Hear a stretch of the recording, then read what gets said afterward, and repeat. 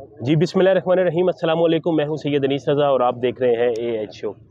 नाज़रीन, जैसा कि आपको मालूम है कि हम गाहे बगाहे कुछ मामूलात के व्लॉग्स और इंटरव्यूज़ तो आपके पास आते रहते हैं, लेकिन कुछ इंटरव्यूज़ जो है वो हम ख़ास तौर पर जो है वो अदबी लोगों के लिए करते हैं और उर्दू अदब से रिलेटेड हम करते हैं, चूँकि अदब जो है वो आहिस्ता आहिस्ता नापैद होता जा रहा है और जैसे जैसे दिन गुजरते जा रहे हैं, बल्कि ये हफ़्ता तो अदब के हवाले से एक मैं इसको कहूँगा कि कोई अच्छा हफ़्ता नहीं था। पहले अमजद इस्लाम अमजद साहब, फिर ज़िया मोहिउद्दीन साहब इस दुनिया से रुखसत हो गए। तो इन तमाम चीज़ों को देखते हुए और अदब के हवाले से आज हमारे साथ एक ऐसी शख्सियत मौजूद है कि जो हकीकतन किसी तारुफ़ की मोहताज नहीं है। तो हमारे साथ मौजूद हैं अख्तर उस्मान साहब। सर, सबसे पहले तो बहुत शुक्रिया आपका कि आपने हमें वक्त दिया। आपका शुक्रिया, आप तशरीफ़ लाए और गुफ्तगू का जज़ाकल्लाह सर। सर, बात करना चाहूँगा सबसे पहले, क्योंकि सानिया ज़िया मोहिउद्दीन साहब इस दुनिया से रुखसत हो गए चंद दिन कबल। जनाब अमजद इस्लाम अमजद साहब, सबसे पहले तो आप इस हवाले से हमें ज़रा बताएं कि कैसे अहद थे जो तमाम हुए। ज़ाहिर है दुख तो है, और लेकिन ये भी खुशी है कि भरपूर उम्र गुजार के बिल्कुल ठीक है। ये लोग गए, और अमजद साहब ने ड्रामे में और उसमें काम बहुत ज़्यादा, वारिस जैसा ड्रामा उन्होंने लिखा जी। और दुकानें बंद हो जाया करती थी, मुझे याद है। और ज़िया मोहिउद्दीन जो है वो सदाकारी में एक उनका बहुत बड़ा नाम था वैसे। और उन्होंने जिस तरह सीरियस लिटरेचर को लोगों तक पहुंचाया है, तो ये बहुत अहम बात है। और मैं समझता हूँ कि इन दोनों के जाने से वो जो हमारे तहजीबी अलायक हैं जी, वो कम हो गए हैं। इस तरह के लोग तहजीबी सतह पर कंट्रीब्यूट करते रहते हैं। मैं अदब को एक फैशन नहीं, एक पैशन समझता हूँ। बिल्कुल ठीक है। ये एक तहजीबकारी है, शायरी अदब ठीक है। तहजीबकारी है, तनकीद जो है वो तहजीब खानी है, बिल्कुल ठीक है। और तहकीक जो है वो तहजीब कावी है। वाह। तो ये लिटरेचर जो है ये तो हड्डियों से गूदा निकाल लेता है अगर आप इसके साथ सिंसियर हैं, एक कमिटेड हैं। मसलन मैं सोच भी नहीं सकता कि अदब के बगैर मैं ज़िंदगी गुजारूं, या बाकी जो फ़नून लतीफ़ा हैं या समाजी उलूम है, ठीक है, उनके बगैर मैं ज़िंदगी का तसव्वुर नहीं कर सकता। ठीक है। बज़ाहिर अप्रैल में मैं 55 साल का हो जाऊंगा, लेकिन मैंने 355 साल गुजारे हैं और 40 साल हो गए हमें इस मैदान में। अभी 55 साल का मैं हो जाऊंगा। मुड़ के देखते हैं तो यही लगता है कि अभी तो बहुत काम ऐसा है जो करना है, बिल्कुल ठीक है, जो पढ़ना है। और नए लोग जो हैं वो उस तरह असील कोशिशें जो हैं वो उनकी तरफ से कम है।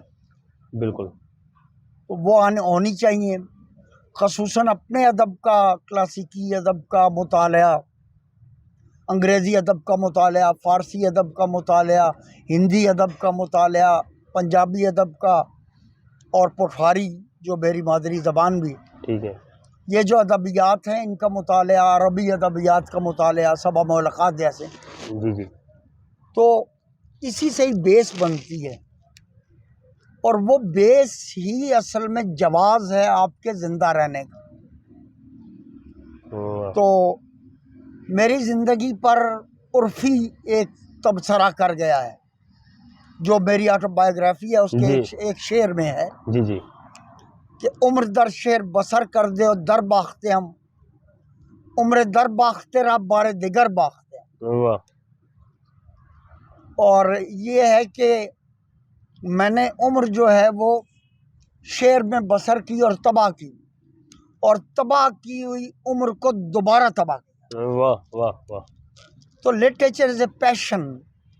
It talks about civilisations, cultures and universe and universal questions, कि ये हकीकत मुतलका क्या है, ठीक है, इंसान का उसके साथ ताल्लुक़ क्या है, कायनात क्या है। तो ये सब कुछ जानने के लिए आपको फ़िलासफ़ी और क्वांटम मैकेनिक्स और लिटरेचर या बाकी जो फ़नून लतीफ़ा हैं इनका मुतालिया करना पड़ता है, अदरवाइज़ आपका मिसरा वो है वो यकसत ही रह जाता है। بالکل ٹھیک ہے. جو اکثر یہ دیکھا گیا ہے کہ آج کے شاعر جو ہیں دو چار کو چھوڑ کے جی جی جی. وہ یکستی کلام کر رہے ہیں، اتھلا پن ہے ایک. اور وہ جو میر نے کہا تھا کہ طرفیں رکھے ہے ایک سخن چار چار میر، کیا کیا کہا کرے ہیں زبان قلم سے ہم. واہ واہ. وہ اب اس طرح کا سلسلہ اس طرح کا نہیں رہا. اچھا میرا جو اگلا سوال ہے وہ بھی اسی سے متعلق تھا کہ چونکہ آپ نے تو پورا دور دیکھا، آپ نے بہت سارے شاعروں کو پڑھا سنا، تو آپ کا تعلق بھی ہے. آج کل کے جو شاعر ہیں، جو نئے شاعر ہیں، ان کو ہم دیکھتے ہیں کہ وہ تغزل کا جو لطف ہے نا وہ ان میں نہیں رہا. اس کی کیا وجہ ہے؟ اصل میں تغزل کی تعریف جو ہے وہ اب یہ پرانا ٹرم ہے. ٹھیک ہے. غزل میں ہر موضوع آ سکتا ہے. ٹھیک ہے. ہر دنیا کا کوئی موضوع ایسا نہیں ہے جو بین ہو. مثلا دنیا کا سب سے بڑا شاعر بیدل ہے. ٹھیک ہے. اور اس نے زندگی کے ہر شعبے پہ کمنٹ کیا ہو. ٹھیک ہے. لیکن وہ ساتھ ہی یہ کہتا ہے فہم مانیم بیدل بر تبائی آسن نیست. فہم مانیم بیدل بر تبائی آسن نیست. سر فرو نمی آرد فکر من بہر زانو. کہ میرے شعر کے معنی طبائع پر، طبیعتوں پر آسان نہیں ہے، اور میرا جو شعر ہے، میری جو فکر ہے، وہ ہر زانوں پہ اپنا سر نہیں رکھتی. واہ واہ. تو عظیم شعراء جو ہیں ان کو پڑھنا چاہیے، ان سے مصرع سیکھنا چاہیے. میرے تو دوست ہیں، بیدل ہیں، شیکسپیئر ہیں، جان ڈن ہیں، مولانا روم ہیں، انیس ہیں، میر تقی میر ہیں، غالب ہیں. یہ میرے دوست ہیں. ٹھیک ہے. میں ان کے ساتھ بیٹھتا ہوں، ان کے ساتھ باتیں کرتا ہوں، ہمارا ڈائلاگ ہوتا ہے اور ہم ایک دوسرے سے سیکھتے ہیں. ٹھیک ہے. تو کسی شاعر کو، چاہے وہ کتنا ہی عظیم شاعر کیوں نہ ہو، اس کو پڑھیے ضرور، اپنے خون میں اس کو گھول لیجئے. شعر ایسے پڑھیے جیسے عشق کرتے ہیں، اس کو اپنے خون میں گھول لیجئے، لیکن اس کو یہ اجازت نہ دیں کہ آپ کے اسلوب میں سے جھانکے. واہ بالکل. اس قیمت پہ آپ اس کو قبول نہیں کر سکتے نا. بالکل ٹھیک ہے. تو میری زندگی اس طرح کی کلاسکس کے، میں جدید شاعر نہیں ہوں جی، کلاسیکی شاعر. میں، مطلب میرا وے آف رائٹنگ جو ہے، مائی اسٹائلوگراف مووز فار کلاسیسزم، اور میں کلاسیکیت پسند آدمی ہوں. ٹھیک ہے. سماجیات کا آدمی ہوں، کوانٹم مکینکس کا آدمی ہوں. میں فلسفی کا اسٹوڈنٹ ہوں.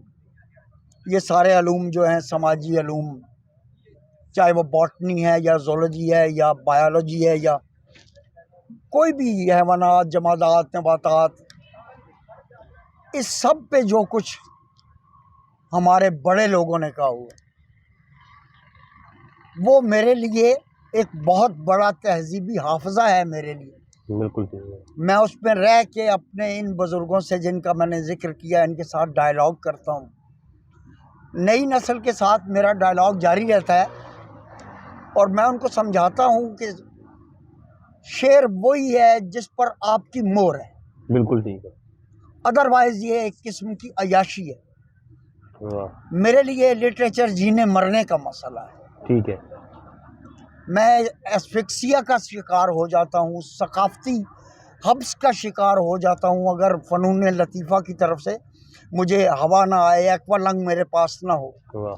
تو میں ایک سماجی گھٹن کا شکار ہو جاتا ہوں. اور ہمارا معاشرہ پہلے ہی ایک ہر قسم کی گھٹن سے گزر رہا ہے. تو اس معاشرے میں تو بہت ضروری ہیں فنون لطیفہ. اور میں سمجھتا ہوں کہ شاعروں کو، مصوروں کو، مجسمہ سازوں کو، رقاصوں کو، موسیقاروں کو، گلوکاروں کو، ان سب کو مل کے بیٹھنا چاہیے. بالکل ٹھیک ہے. آج کا شاعر شاعر کے ساتھ نہیں بیٹھتا، سیکھنے کو تیار نہیں ہے.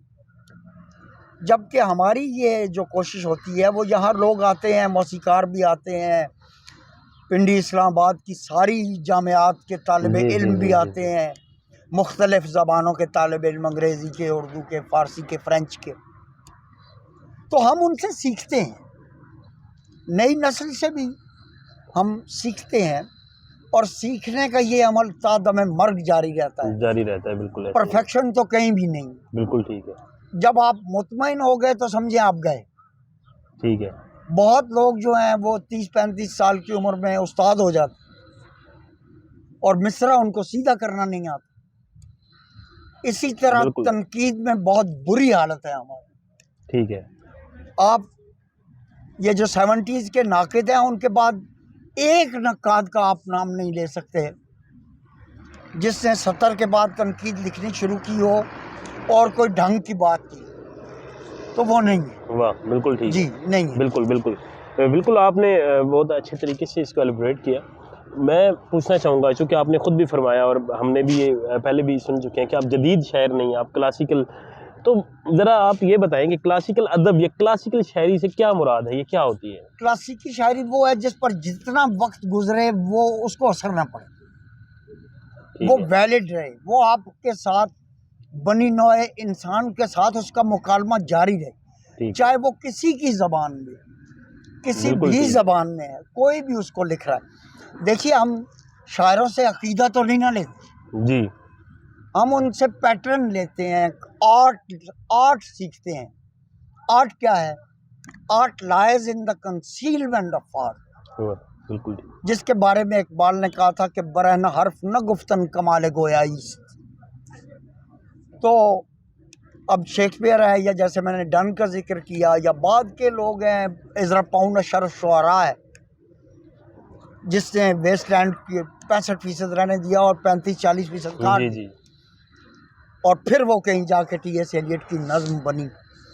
تو جب تک ہمارے ادب میں تنقید کا فقدان ہوگا ہمارا ادب اپنی سطح سے نہیں اٹھے گا۔ ٹھیک ہے، ہمیں اپنی مقامی خوشبو کو گلوب کے ذریعے شیئر کرنا ہے، گلوبلی شیئر کرنا ہے، اور وہ ہماری جو خوشبو ہے، مقامی خوشبو، جو ہمارا کلچرل وارپ اینڈ ووف ہے، جو ہمارا کلچرل فیبرک ہے، ٹھیک ہے، جو ہمارے تہذیبی رگ ریشے ہیں، کلچرل فلامنٹس ہیں، ہم نے ان کو عالمی سطح پر، یونیورسل سطح پر، گلوبل یعنی آفاقی سطح پر ہم نے اپنا حصہ ڈالنا ہے، بالکل ٹھیک ہے، جیسا کہ ہمارے عظیم شعراء ڈالتے رہے۔ بالکل بالکل بالکل۔ اچھا سر، آپ کی ایک بہت مشہور زمانہ آپ کے کچھ شعر ہیں جو مجھے ذاتی طور پر بہت پسند ہیں، اگر وہ آپ ہمارے ناظرین کو سنائیں۔ ایک رنج بپیرا ہے زہر کیوں نہیں جاتا۔ جی وہ یہ بہت پرانی، جی جی، 30-35 سال پرانی چیزیں ہیں۔